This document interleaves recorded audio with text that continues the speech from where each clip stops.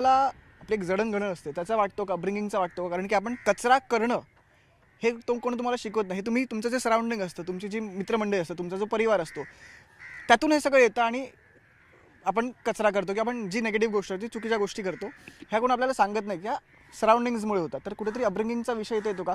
त्याच्यामुळे उद्या जर ठीक आहे कचरा टाकायचा ना टाकायचा हा भाग जर आपण गृहीत धरला तर शाळेपासून याची सुरुवात झाली पाहिजे का? कुठेतरी आता फक्त आम्हाला शिकवायचे शाळेमध्ये की बाबांनो कचरा करू नका, पण कुठेतरी त्याचं प्रॅक्टिकलिटी झाली पाहिजे का? मुलांना जर गडांवरती आणलं आणि त्यांना शिकवलं की कसं वागायचं, हा अपब्रिंगिंगचा विषय म्हणजे हा सायकोलॉजिकल विषय मोर दॅन प्रॅक्टिकल. नाही, बिलकुल सायकोलॉजीचा विषय आहेच, कारण ह्याच्यामध्ये सुशिक्षित अशिक्षित हा विषय पण नाही आहे. हो कारण आम्ही पाहतो बऱ्याच वेळेला मुंबईमध्ये देखील आपण पाहतो की लाखोची 50 लाखाची गाडी असेल, पण काही चॉकलेट खाल्लं की खिडकी खाली करून हो टाकणार रस्त्यावरती. हां परंतु किमान गडकिल्ल्यांवरती येत असताना तरी आपण ती जाणीव ठेवली पाहिजे. बरोबर. म्हणजे गडकिल्ले म्हणजे काय आहेत? छत्रपती शिवाजी महाराजांनी गडकिल्ले उभे केले आणि स्वराज्याची स्थापना केली आणि स्वराज्य टिकवलं. त्याच्यामध्ये गडकिल्ले महाराजांनी काय उभे केले नसते तर कदाचित स्वराज्य पण ते स्थापन करू शकले नसते. मग इतकं ऐतिहासिक महत्त्व आपल्या ह्या गडकिल्ल्यांना आहे. आणि हे आपण ह्यांना गडकिल्ले म्हणजे आमच्यासाठी मंदिरं आहेत. आणि ह्या आपण कुठल्या देवळात गेलो की आपण देवासमोर कसा टाकतो का? आपण नाही टाकत.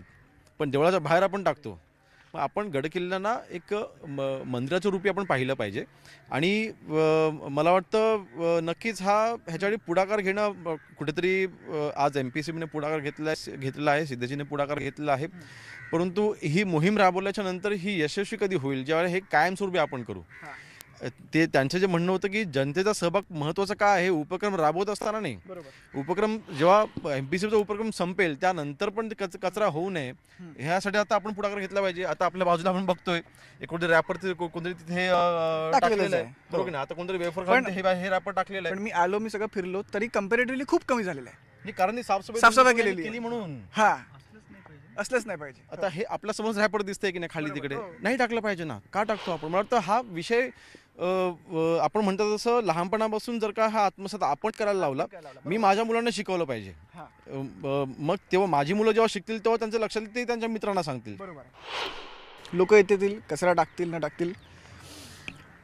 तुमच्याकडे गृह खातं आहे, ठीक आहे, राज्यमंत्री आहात तुम्ही, तर दंड बसवणं तुमच्या हातामध्ये आहे. तर तुम्ही कशी साथ देणार आहात त्यांना? आणि काय होतं याच्यामध्ये, एक तर हे गडकिल्ल्यांचा सांभाळ हा ASI करतं, पुरातत्व विभाग करतं. हां इथे कुठल्याच बाबतीमध्ये कुठले इंटरफेरन्स ते करून देत नाहीत. हां. आता इथे ASIच्या माध्यमातून जर का कोणी इथे नियमाचं उल्लंघन केलं की पहिल्यांदा त्यांच्याकडनं मग ते गृह खात्याकडे तो विषय येतो. बरोबर. मी टाळाटाळ करत नाहीये, परंतु नक्कीच कायद्याची धाक ही फक्त गडकिल्ल्यांच्या बाबतीत नाही, तसंही लोक फार लूजली घेतात. म्हणजे आपल्याला जर का आपण UAE किंवा दुबईला गेलो, कायदा लोक घाबरतात, बरोबर. आपल्याकडे घाबरत नाहीत.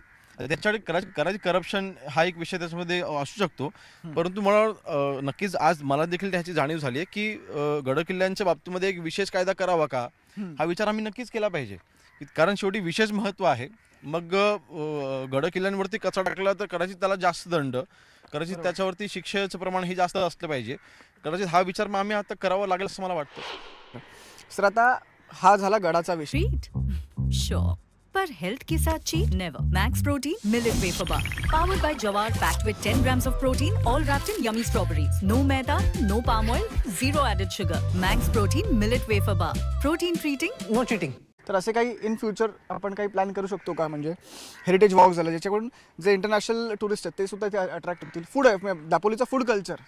नाही, बरोबर. आत्ताच मी आणि सिद्धेशजी चर्चा करत होतो आणि त्यांनी देखील काही सजेशन दिले की आपण काही कन्सल्टंट आपण नेमले पाहिजेत आणि आपल्या ह्या गडकिल्ल्यांच्या आणि विशेषतः या हर्णे बंदराच्या आणि या सुवर्णदुर्ग किल्ल्याच्या आणि आपल्या जमिनीवरती असलेला गोवाकोट किल्ला आहे ह्याचं संवर्धन, हर्णे गावामधलं जे काही टुरिझमच्या दृष्टीने डेव्हलपमेंट, ह्यासाठी आपण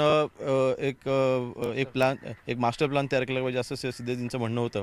आणि त्याच्यामध्ये ह्या सगळ्या गोष्टी इन्क्लूड करता येतील. परंतु आपल्या माहितीकरिता की हर्णे बंदराच्या पूर्णपणे तो विकसित करण्यासाठी आपण जो 250 कोटीचा आता निधी आपण आणला आहे, सेंटरचा आणि स्टेटचा हा निधी आहे, आणि दोन्ही गव्हर्नमेंटच्या माध्यमातून शेअरिंगमध्ये आपण हा प्रकल्प आपण राबवत आहोत. काम पण चालू झालेलं आहे आणि आंतरराष्ट्रीय बोटी पण तिथे येतील, कॅटामरीन येतील आणि तिथे ज्या काही यॉट्स असतात त्या देखील येतील. त्यांचे देखील आपण पार्किंगची सुविधा आपण करतोय आणि मच्छीमाराची देखील आपण तिथे सुविधा करतोय.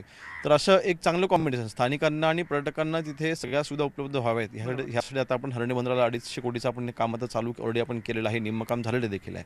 आणि आता ह्या किल्ल्याला आता वर्ल्ड हेरिटेज साईट म्हणून डिक्लेअर झाल्याच्यामुळे नक्कीच केंद्र शासनाने देखील आता फंडिंग मिळणार आहे, राज्य शासनाने देखील फंडिंग मिळणार आहे. पुरातत्व खात्याचं जर का सहकार्य लाभलं तर मला वाटतं आपण एखादं जर का हे डेव्हलपमेंट हातात घेतलं आणि पुरातत्व खात्याने सगळ्या परवानग्या जर का एकाच वेळेला दिल्या तर दोन वर्षामध्ये आम्ही हा किल्ला त्याचं आपण संवर्धन करू शकतो.